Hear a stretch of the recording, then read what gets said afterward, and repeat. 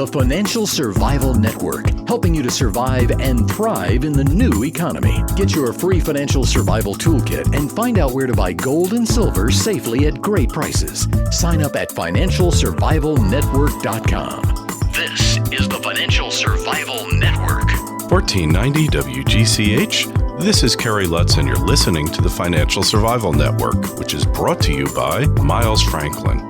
They've been in business selling gold since 1990, and I'm a customer because when you buy, they ship. To find out more, go to milesfranklin.com or call them at 800-822-8080 and get a free quote.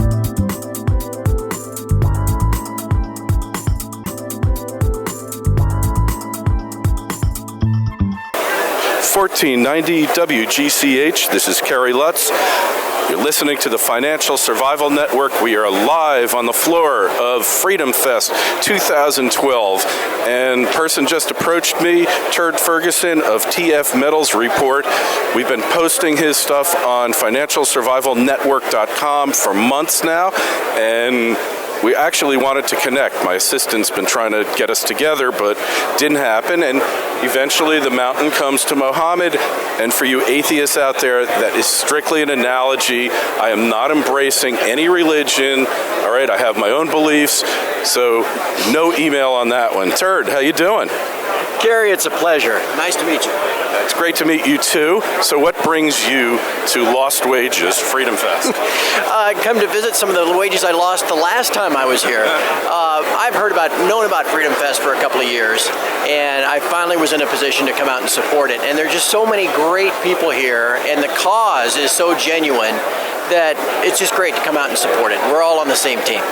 Yeah, and it's interesting about freedom-oriented people. If you look at the left's medium, their mantra, everybody's on the same page, same ideas, same everything. You look at the freedom lovers, and it's like, I might have a different view about silver than you do. I might think that silver is only good for fillings, and I'm upset at my dentist because he won't use it anymore. You might think it's money, and yet we agree on the basic concept. Freedom's under attack. We're losing our freedoms. Do you think there's a way to turn this thing around? Well, you kind of touched on a good point, Kerry. The left, the progressives, if you will, are kind of walk around in this kind of mind-numbed group of sheep. Sheeple.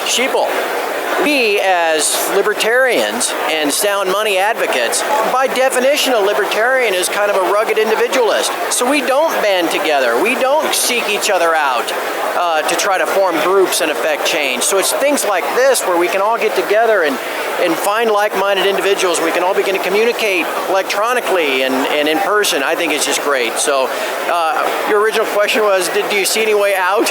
Yeah. Is there a way out? But I think you kind of answered it in a way. Well, I think from hearing you, Kerry, I'm with you. I don't think in the current state of affairs in the U.S. that there is a way out. We have a one-party system. We are going to, one way or another, we're going to elect Obama this fall, and we're all going to be stuck with it.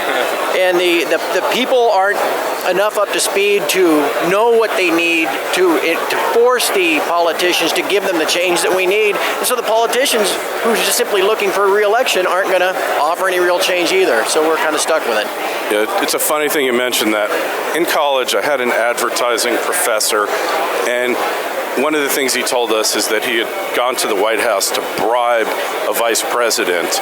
And I won't mention names, but he said that the guy wanted $500,000 in cash, and that was the easy part. And he wanted the services of a 6-foot-tall blonde for the evening, and that was the difficult part, finding a 6-foot-tall blonde in D.C. But the point is that the corruption, people went to Congress, go to Congress to get wealthy. They don't go there to represent people, the people, to do the people's business. They don't go there believing in anything except their own self-aggrandizement. And now we've gotten to a point where the corruption, the pursuit of the corrupt enterprises, as my buddy Jay Taylor at jtaylormedia.com calls it, he calls it crapitalism. because I don't like the concept of crony capitalism. Because crony capitalism is not capitalism, it's fascism. So crapitalism is kind of the worst of fascism and capitalism thrown together. So what's your solution? What do you think we need to do as a group here, a minority obviously, and as a nation to crawl out of this rat hole that we're in? Unfortunately, I'm probably not even that optimistic to say that we can do anything. I think all we can individually do is prepare for the eventuality that is coming. The system will collapse under its own weight. The corruption in Washington, the corruption on Wall Street, that will all work itself out over time. One of the speakers this morning was talking about the market is never wrong. Eventually the market will catch up with these people. We need to prepare, whether it's at an individual level within our own families, working with our friends and families or our neighbors, or whether we need to prepare nationally for what will come next. That's what we need to prepare for. The current system is going to be tough to reform. Yeah, the current system will collapse. It's mathematically guaranteed. No fiat money system lasts more than 40 years. We're on borrowed time. We all agree on that. And the preparedness, the notion of preparing, and that's not necessarily stocking up, digging a bunker, and having lots of high-power weapons and 10 years worth of canned food on hand, although there's nothing wrong with that. But it's really what comes next, and I think that's what we all need to be thinking about, how we're going to exist as a nation, because it's not just going to be the U.S., it's the entire global monetary system, the entire global power structure. There's going to be a lot of people out there who are losing it, and they're going to take it out. Well, and Kerry, to that end, what's important about conferences like this, and what's important about what you do, is to get people to think about who they are and how we became what we are, what we want to be. Because if you don't remember what your history is, if you don't remember the founding documents, if you don't remember what capitalism really is, all of this will get washed away in some tide of change that is going to be in the wrong direction of freedom and individual liberty. And so we have to prepare ourselves now so that when that collapse comes, we can rebuild it and make it better than it was before. Better, stronger, and faster. Yeah, well, I'm all for that. And finally, Turd, one piece of advice you could give to everybody out there, what they should be doing to prepare, what would that be? Buy precious metals. How's that? Turd Ferguson's got to tell you that, right? Own them. You don't own your precious metal unless you actually can hold it in your two hands. Okay? Don't trust the bank. Don't trust the vault.